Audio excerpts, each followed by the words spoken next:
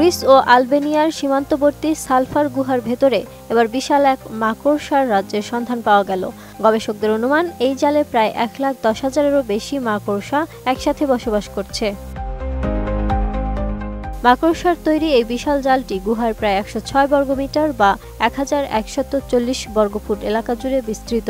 সবচেয়ে বিস্ময়কর বিষয় হলো, এই উপনিবেশে দুটি ভিন্ন প্রজাতির মাকড়সা একসাথে বাস করছে। সাধারণত এই প্রজাতিগুলো একাকী থাকতে পছন্দ করে এবং দলবদ্ধভাবে জাল তৈরি করে না। জীববিজ্ঞানী ইস্তোভান উরাকের নেতৃত্বে কয়েকজন গবেষক 17 অক্টোবর প্রকাশিত এক গবেষণাপত্রে সালফার কেভ নামের একটি গুহায় মাকড়সার বিশাল এই আস্তানা নিয়ে অবিশ্বাস্য অনুসন্ধানের বিস্তারিত তুলে ধরেছেন। গবেষণাপত্রে বলা হয়েছে, মাকড়সাগুলোর তৈরি করা সুবিশাল জালটি গুহার প্রায় 100 বর্গ মিটারেরও বেশি এলাকা জুড়ে বিস্তৃত। গুহার ভেতরের ছবিগুলোতে দেখা যায় মাকড়সার ঘন জাল গুহার দেয়াল ও ছাদ ঢেকে ফেলেছে। আমি বুঝি নির্মাণের শিল্প, সালাম স্টিল বোঝে ডিউরেবিলিটি। সালাম স্টিল, মোস্ট ডিউরেবল স্টিল।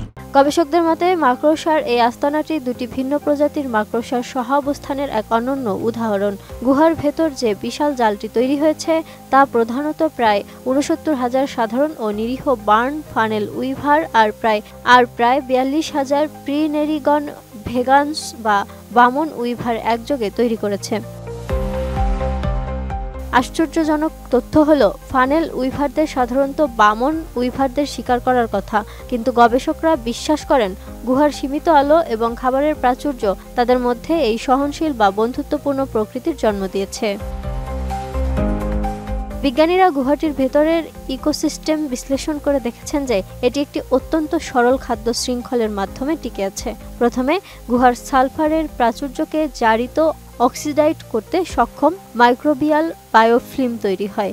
এই বায়োফিল্মগুলো নন বাইটিং মিজ নামক মাছির শুককীট দ্বারা হজম হয়। শুককীটগুলি পূর্ণাঙ্গ মাছিতে পরিণত হলে তা হাজার হাজার মাকড়সার খাদ্যে পরিণত হয়।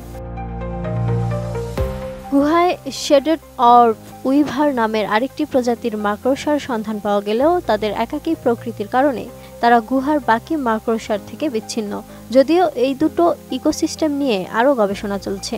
গবেষক দলের প্রধান উরাক এটিকে তাদের জন্য অসাধারণ এক সাফল্য বলে মনে করছেন।